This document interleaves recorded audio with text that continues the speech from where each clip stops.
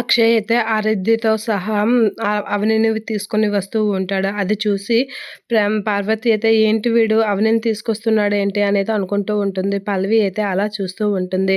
ఇక వాళ్ళు లోపలికి వస్తూ ఉంటే ఆగండి అని చెప్పేసి అయితే అంటూ ఉంటుంది పార్వతి. ఆ మాటలకి ఆరాధ్య అయితే నాన్నే స్వయంగా వెళ్ళి అమ్మని తీసుకొస్తున్నాడు. అమ్మ ఏం వస్తానని చెప్పలేదు అని చెప్పేసి అయితే ఆరాధ్య అంటూ ఉంటుంది. ఆ మాటలకి పార్వతి షాక్ అయ్యి అలా చూస్తూ ఉంటుంది.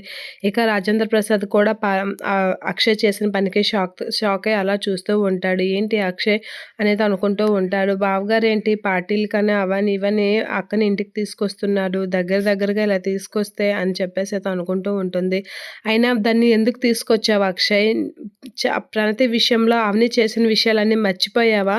తన జీవితం నాశనం చేసింది. తనకి ఎంత అన్యాయం చేసిందో మర్చిపోయావా ఏంటా అని అయితే అంటూ ఉంటుంది పార్వతి. అలా అనేసరికి ఇంకేమనకమ్మా ఇప్పుడు ఏమీ అనకు. తన పుట్టినరోజు రోజు తనని బాధపెట్టడం నాకు ఇష్టం లేదు అనేది అంటూ ఉంటాడు. ఆ మాటలకి అవని అయితే అక్షయ్ కసి అలా చూస్తూ ఉండిపోతూ ఉంటుంది. నన్ను అంతకు మించి ఇంకేం అడక్కు నన్ను అనేది అనేస్తూ ఉంటాడు అక్షయ్. ఆ మాటలకి పార్వతి అయితే ఏం మాట్లాడకుండా అలా చూస్తూ ఉండిపోతూ ఉంటుంది అక్షయ్ వైపు.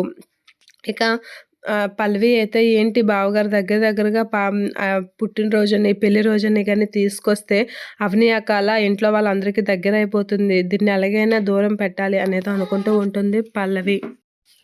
అందరికీ దగ్గరైపోతుంది అవని అనేది అనుకుంటుంది పల్లవి. ఇక అక్షయ్ అయితే కేక్ కట్ చేస్తూ ఉంటారు. ఆరాధ్యకి అయితే తినిపిస్తూ ఉంటాడు. కేక్ కటింగ్ చేశాక అదంతా కమల్ అయితే వీడియో తీస్తూ హ్యాపీగా ఫీల్ అవుతూ ఉంటాడు కమల్. అదంతా చూసి పార్వతి అయితే అలా చూస్తూ ఉండిపోతూ ఉంటుంది. అలా తినిపిస్తూ అవని అయితే అక్షయ్ వైపు అలా చూస్తూ ఉంటుంది. ఇక అక్షయ్ అయితే అవనిని పట్టించుకోకుండా ఆరాధ్య వైపు చూస్తూ ఉంటాడు. అది చూసి నా మీద కోపం ఎప్పుడు తగ్గుతుందో ఈయనకి అని చెప్పేసి అయితే అవని మనసులో అనుకుంటూ ఉంటుంది. ఇక అక్షయ్ అయితే తన్ని పట్టించుకోకుండా ఆరాధ్య వైపే చూస్తూ ఉంటాడు.